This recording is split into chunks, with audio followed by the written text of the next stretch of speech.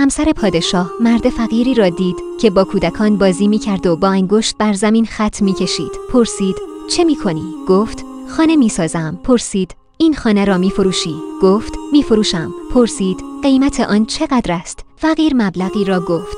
همسر پادشاه فرمان داد که آن مبلغ را به او بدهند. فقیر پول را گرفت و میان فقیران قسمت کرد. هنگام شب پادشاه در خواب دید که وارد بهشت شده.